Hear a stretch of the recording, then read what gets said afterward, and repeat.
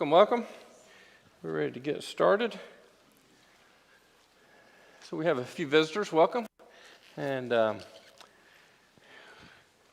glad that you're with us to study a bit. So this morning, so the last few classes we've been going through the cycles, right? The first cycle, the second cycle, the third cycle. On the board is, of course, the first cycle. So to get us ready and warmed up, I guess I need a blanket, don't I? Because y'all are good at this now. All right. So the 17 periods before the flood.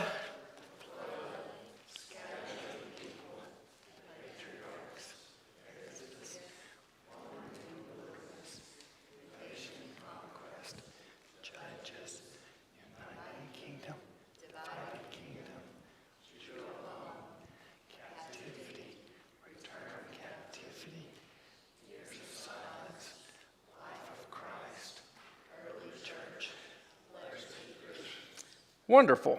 All right. So one of the things that's going to be real helpful, and that's one of the purposes for this class, and that is to be real familiar with the land, the landscape, the maps. And Trent has already kind of gone with you over that with you a bit. We're going to be doing this a good bit more. So what I want to do this morning is lay sort of a real basic foundation for that, so that as soon as a place is called out, a city or something is called out, that in your mind you've got that map written out. So that's what our paper's for this morning. Does anybody need a pencil or pen? Everybody's got. I got paper. Need one. Ian, can you grab Miss Judy a pen if you have an extra one? I'd appreciate it. So, all right. Now, so what we're going to do is we're going to practice drawing these this morning. So, the better the artist, the better the score you're going to make on this. As you've seen, my handwriting is terrible, so I just whip it out as best I can. All right.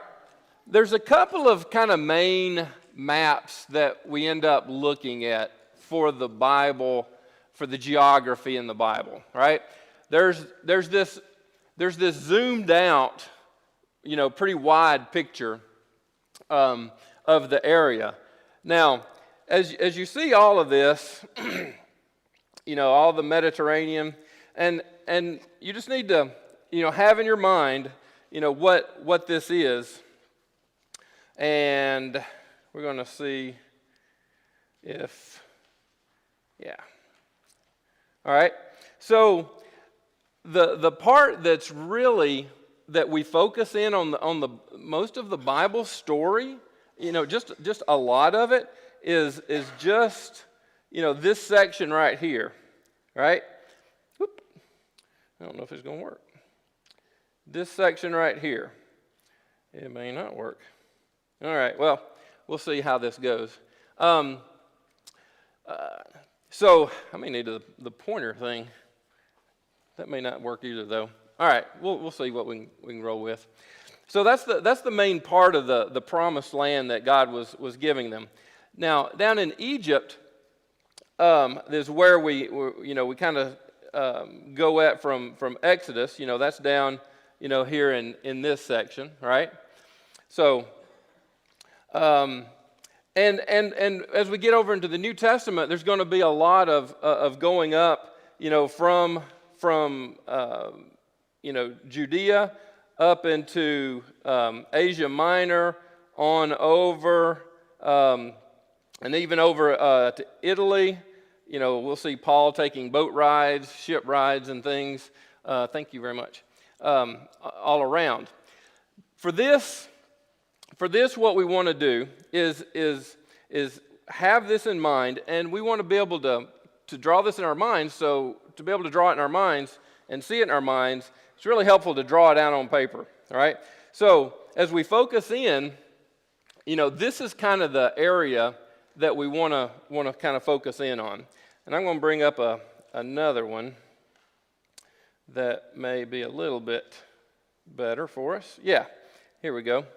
So this section right here is what I want us to kind of practice on for a bit here this morning. All right? So, and this is what your blank paper is going to look like in about 5 minutes. All right? So I want you to kind of think about this and look at the landmarks here. And what this is this section here is the Mediterranean Sea, right? So that's all the body of water there, right? And down here is the infamous Nile River that has a lot of feeders that feed into the sea there. And we want to, as we broaden out here, you see the Red Sea, right? All right. And as we go up here a bit, we'll see the Jordan River that feeds down into the Dead Sea. And here's the Sea of Galilee, or Chinnereth, up here at the top. And we see some of the feeders of it. And I remember Trent went over that. Now, a way to remember those, by the way, Trent had a memory thing for that too. What was that? I forget yours. Why jazz? Okay. Well, mine is sort of similar to that. It actually goes along with it. The yarmulke here actually, in most of the drawings, sort of looks like a Y if you tilt your head to the correct way. All right. A lot of times it's drawn out, kind of looking like a Y. The second one here, if you turn the other way, it does look kind of like a J, right? So Yarmouth, Javik, and then the two at the bottom is A to Z, and it's Arnon, and not the blue, but the red. See, now you'll never forget that, right? So yeah, there's Y jazz, as Trent was pointing out. All right, now, so all of that on a better looking map, is this right here, right? So here's the, and this has a lot of what we want to kind of remember when we think about the geography, right? And Trent and Scott will be getting more into the topography because, having been there and, seen the terrain and such, Trent has a lot of insight into that. Just from a 2D kind of a look, which is what I'm most familiar with, you can kind of see these landmarks. So, just for one more time, as you're putting this out on your papers,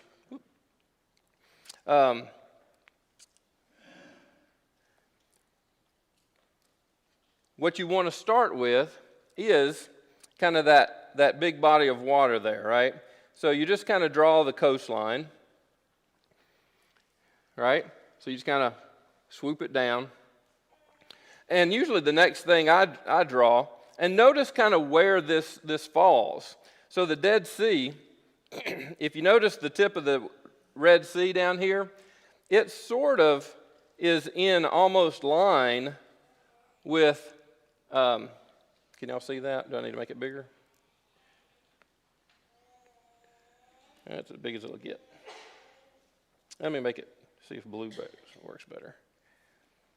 All right, so here is, kind of, if you notice, the bottom of the Dead Sea is about in line with the bottom of the Mediterranean there, right?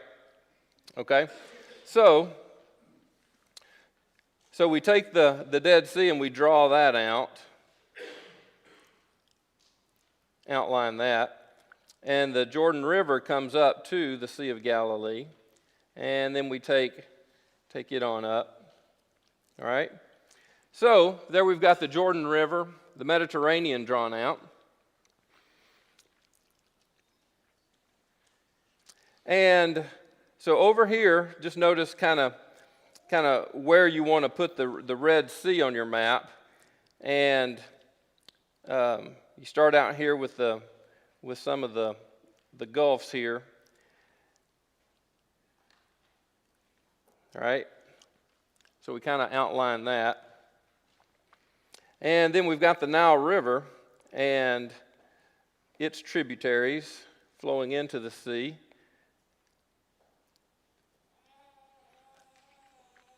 All right. So with that gives you a pretty good picture of that, right?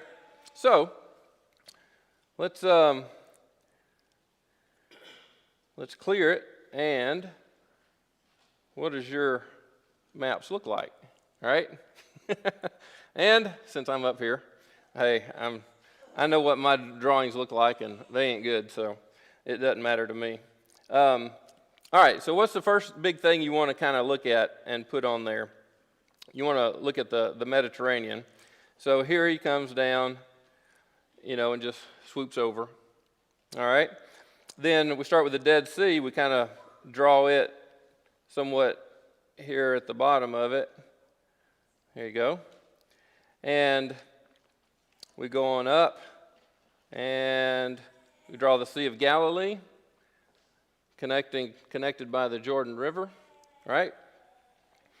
And come on down here a little bit, and we're going to draw the Red Sea and the Gulf, and that kind of comes in something like this,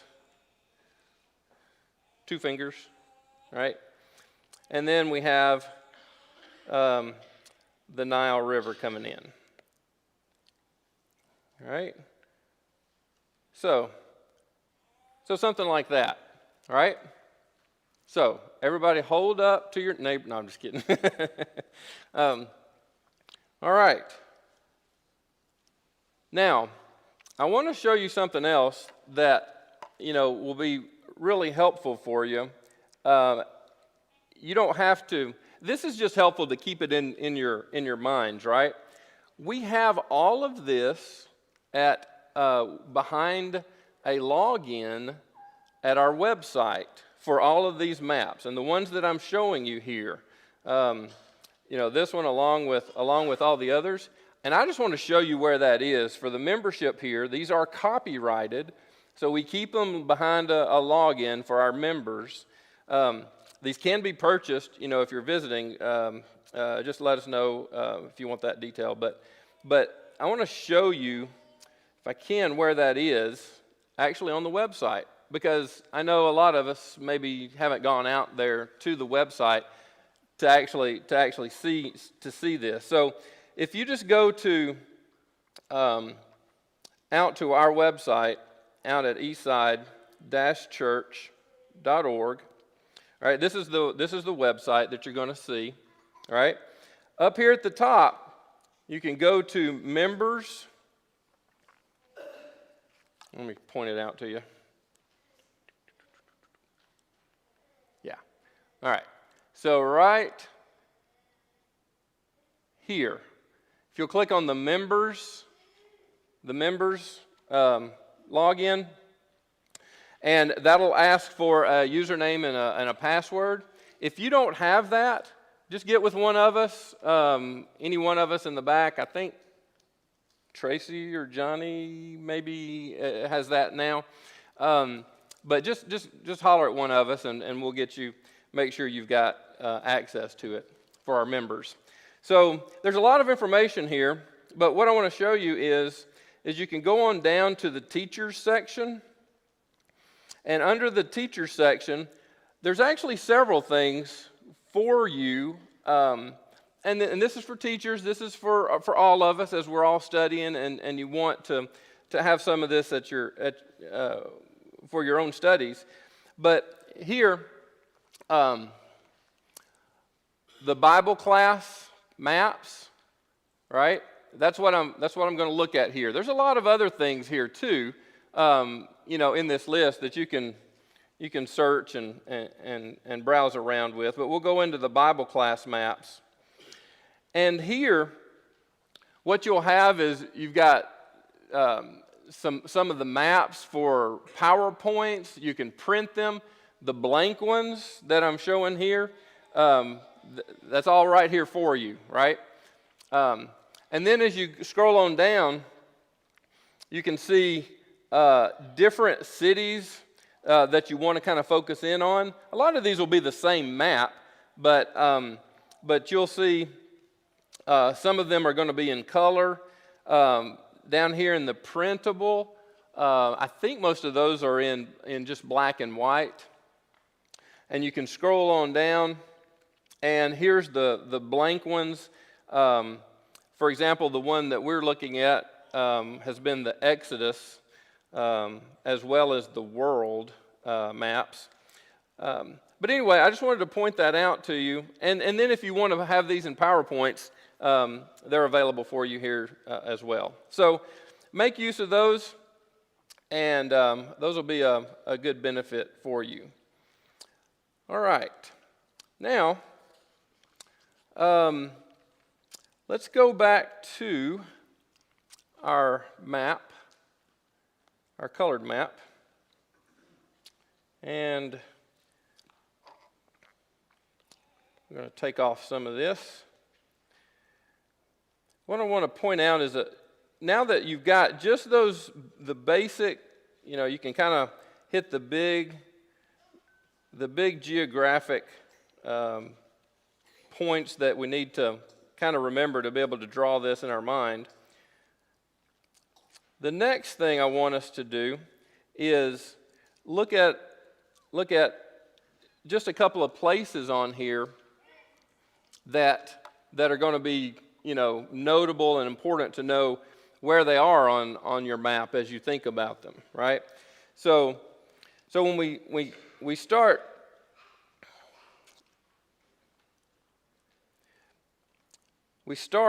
let me go back. I'll tell you what, let me go back over to back to that big map if I can bring it up.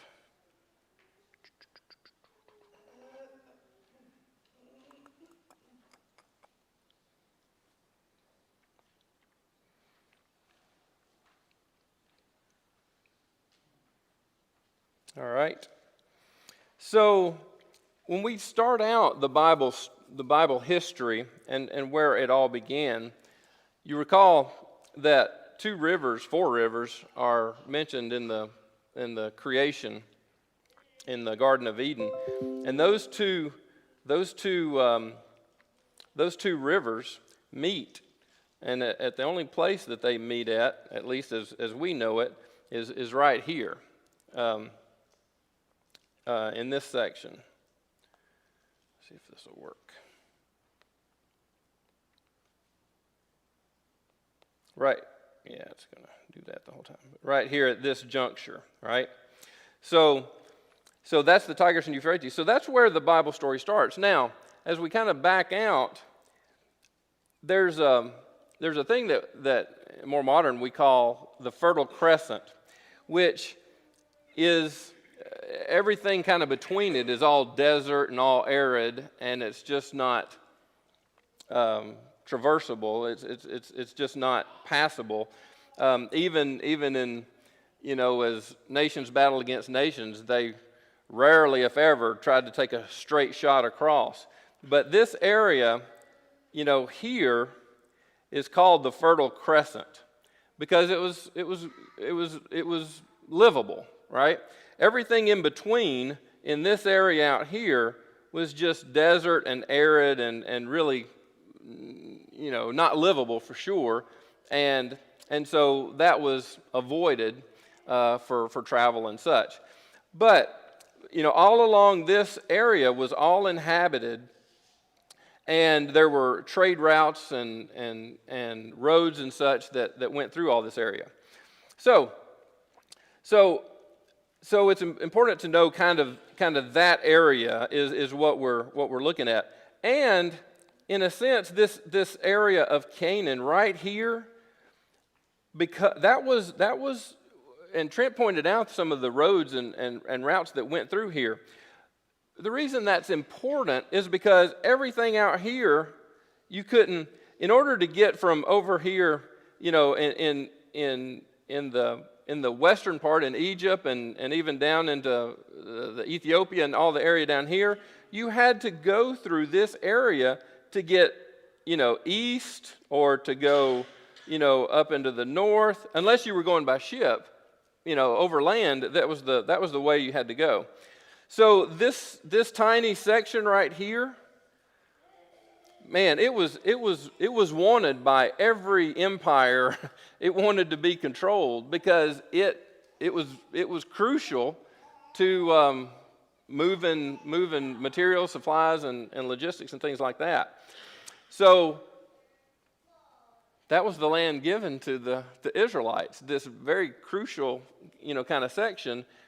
And, when the children of Israel did not obey and rejected God in the end, when they rejected him, he said, okay, it's not yours anymore. And in fact, he said, there's never going to be peace there, right? And guess what we have even to today, 2,000 plus years later? Is there any peace in that area? No. So, but that's why, that's why it's important to kind of know this area. So now, when we talk about the Plains of Shinar, that's where after Noah, landed. Where did they kind of settle, right? Well, that was all over here somewhere in that area, right? Okay, so we have that area as one of the first places being settled, and then we have Abraham. He pops up on the scene as part of the next part in history, and he's over in Ur of the Chaldees. So Ur of the Chaldees, it's over in this area, right? So he travels, and when God calls him, he travels from here. He goes up to Haran, and then he comes down and settles in Shechem and Haran. So this is exactly, kind of the route that he ends up taking. He didn't know where he was going. He went by faith. God was taking him and had big plans for him and his descendants. All right, so that gets us over into the land. So let's swap back over to our colored map.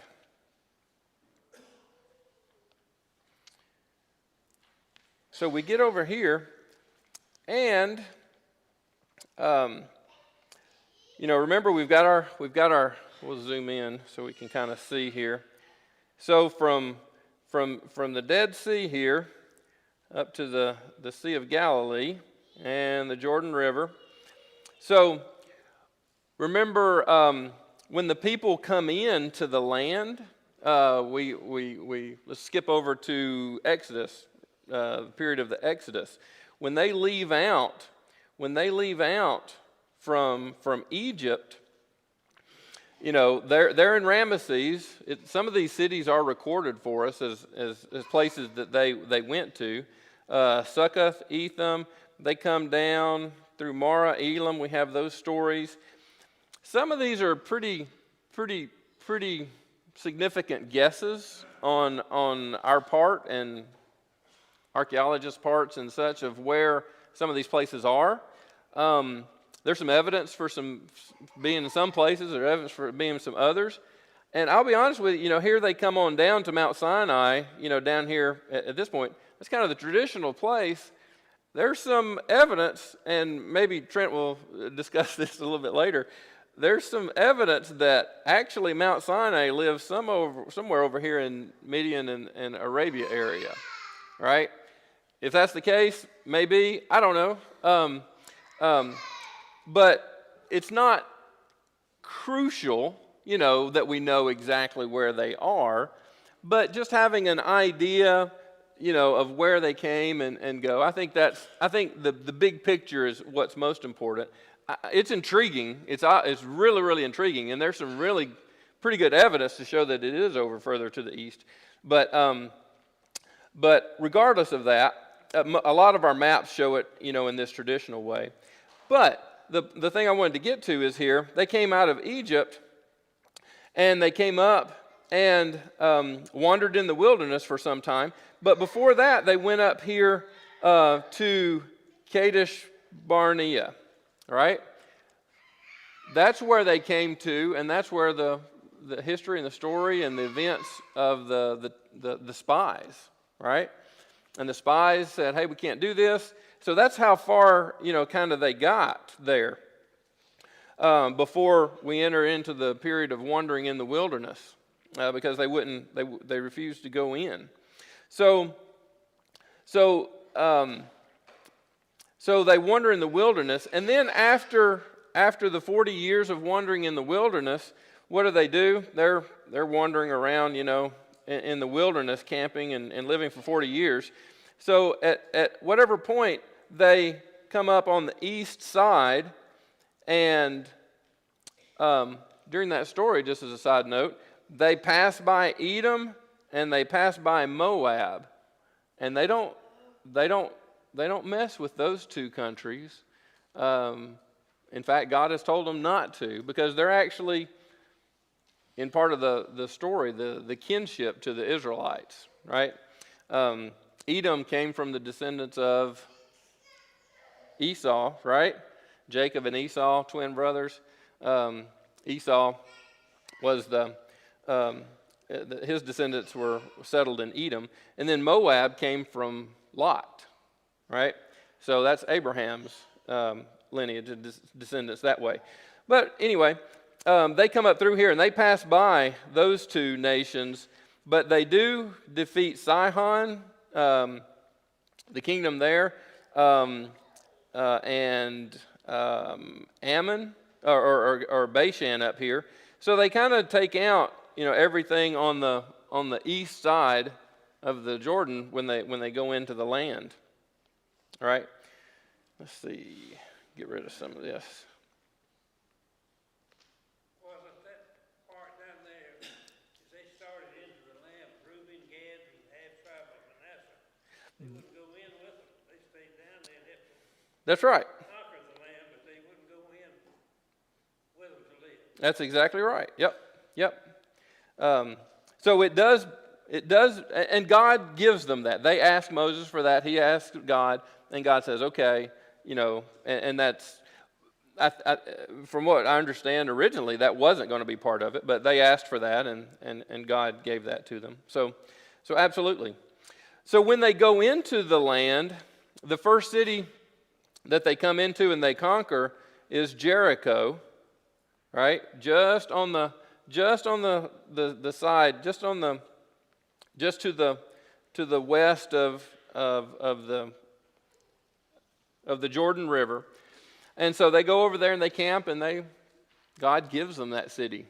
There's no other way around that, right? I mean, God, He just said, walk around it. It falls, and they take the city. A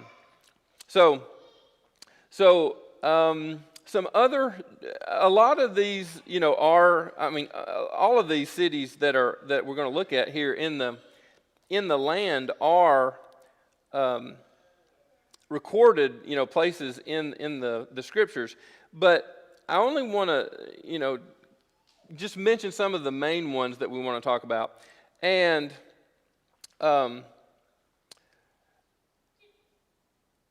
two of the cities, of course, Jerusalem, that's your big one, and it's right here, right?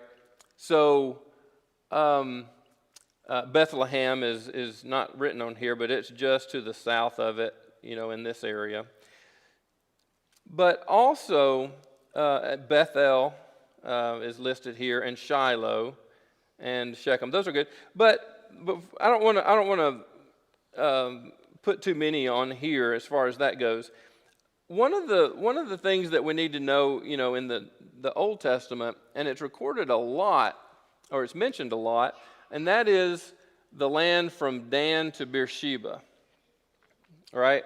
So, and that Beersheba is right down here in the southern portion, pretty close to a kind of a line, here between the end of the Dead Sea and the Mediterranean. So it's kind of at the southern tip of the promised land, right? So Beersheba.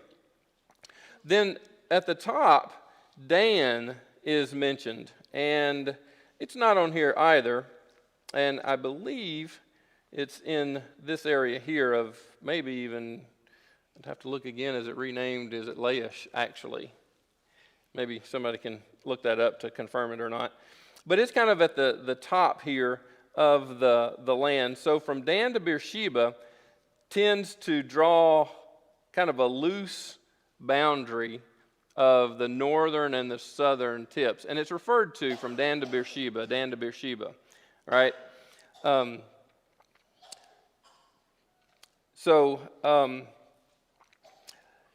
The other thing that'll be helpful when we get to some of the periods, and that is when the kingdom divides. So Rehoboam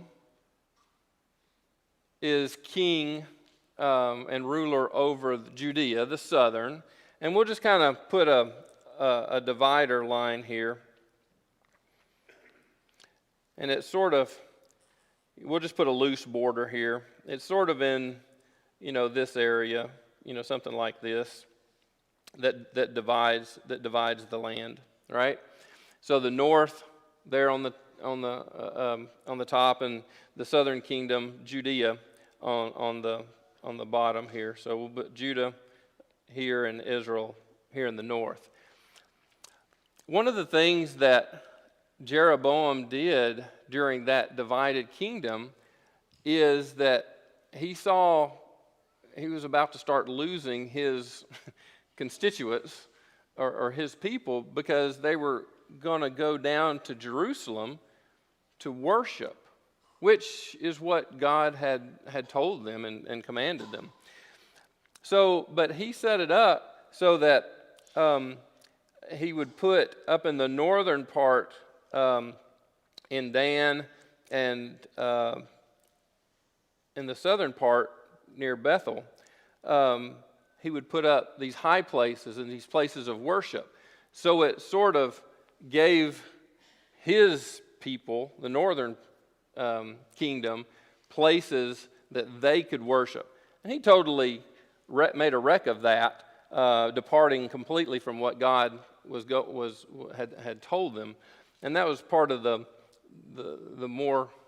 faster demise of the northern kingdom. So those are some things to keep in mind there. All right.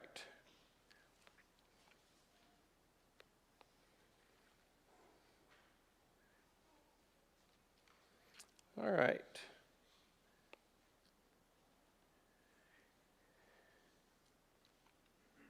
That is really kind of what I wanted to go over today, was just some real quick, easy maps. Kind of, have this and just, kind of draw it occasionally as you will, to keep that, just those large, sections in your mind of where they are.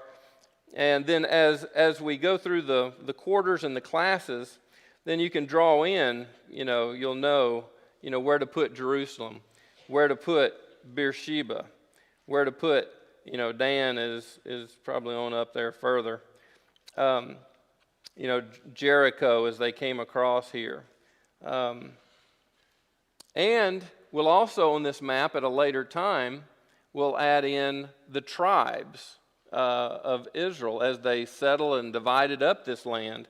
So this land was divided up and sectioned off, and that's not accurate at all, but it was sectioned off, and each tribe got their portion of land, right?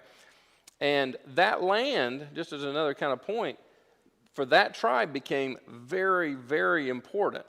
And that land could not pass out of that tribe. If someone married someone from another tribe and such, that land always had to stay back and go back and revert back if it ever, kind of went somewhere else.